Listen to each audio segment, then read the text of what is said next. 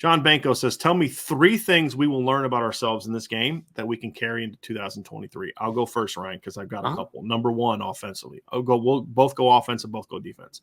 Okay. Offensively, we're going to learn if Tommy Rees is more of the version of offensive coordinator we saw late in 2020 and in 2021, or if he's the guy we saw this year.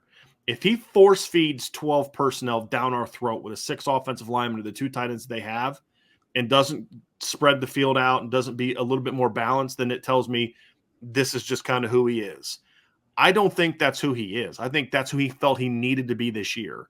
I think Tommy Rees is the guy that late 2020 and then in 2021, once the offensive line started finally playing like they had a pulse, I think that's who he is. Balance. I said this to somebody the other day, and they agreed with me. If Tommy Rees could call the perfect game for him, it would look something like 225 to 250 running, 225 to 235 rushing, 275 to 285 passing, and very high yards per attempt on both areas, where the quarterback could go like 22 of 29, 23 of 31, 285, and the running game goes for 225 to 235, averaging about 6 yards a carry.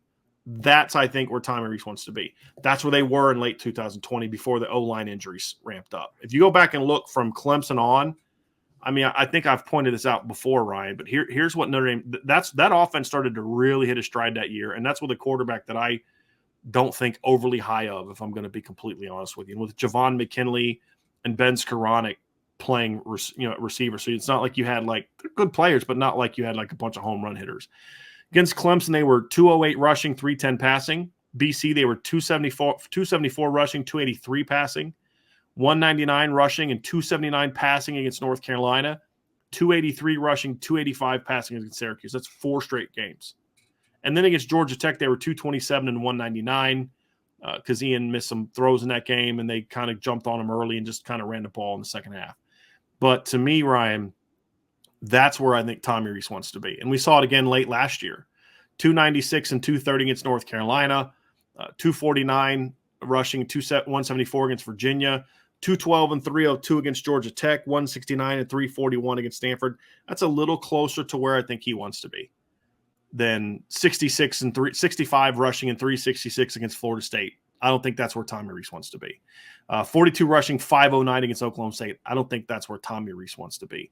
Just like I don't think Tommy Rees wants to be a guy that we saw this year, like against Clemson, where you run for 263 and throw for 85. I don't think he wants to be that guy either.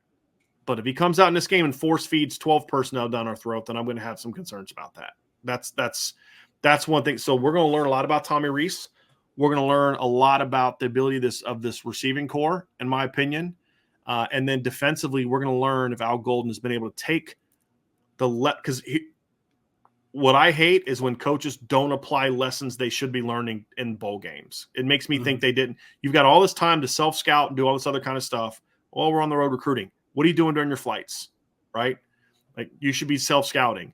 So you've got all this time self-scouting, and you don't apply those things. So we're going to learn if Al Golden has looked at what they did defensively and said, here's the good things we did. Let's build on those. Here's the things we didn't do well. Let's adjust those.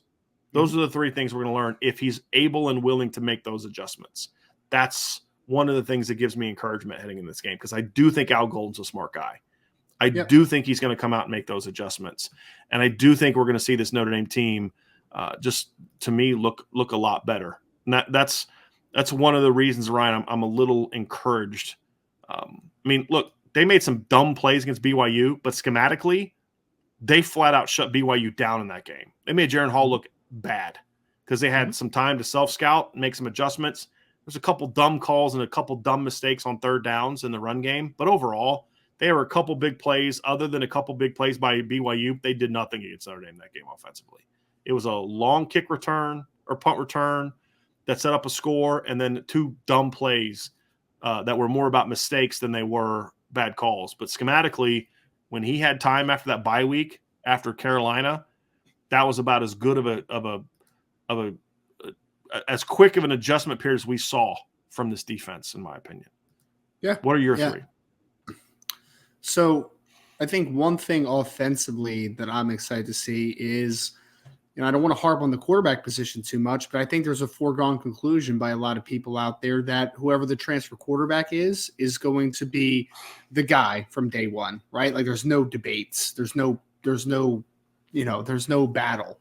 And I think that one thing we'll learn in this game, and it's not the end all be all, but if Tyler Buchner comes out and rips it up a little bit, man, and looks like himself and looks like he's confident, then I think that the narrative is going to change a little bit about him. So I'm excited to see the maturation of the quarterback position, Tyler Buchner specifically, see what we can expect from him kind of rolling into the spring and into the fall, and if he will indeed make it a battle for the starting spot. That's one thing I'm excited about extensively.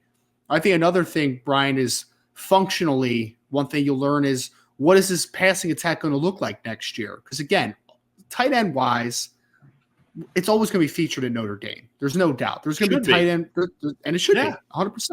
Because Holden Stace is a really talented football player. Mitchell Evans is a talented football player. You get Eli Raridan back, he's a talented football player. Cooper Flanagan, like you guys, you're going to have tight ends in the room next year.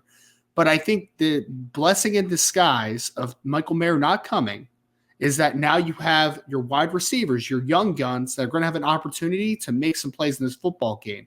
So one thing that I'm excited about is, does Tommy Rees in this passing game open up in a different way than we have seen in the past, right? Is there a kind of a changing of philosophy from how we're attacking teams from a passing game perspective? Because if you get those outside receivers working, those towers, on top of what you're going to get production-wise from tight ends and, some of the slot receivers you have, I think that's going to tell me a lot about Tommy Rees. It's going to tell me a lot about what the young pass catchers outside have been able to kind of take that next step. And then defensively, I think it's going to tell me a lot of what's the next wave of playmakers on this defense, because that's what Isaiah Foskey was, right? Like he was that guy that when you needed a play, you thought it was going to be Isaiah Foskey to make it.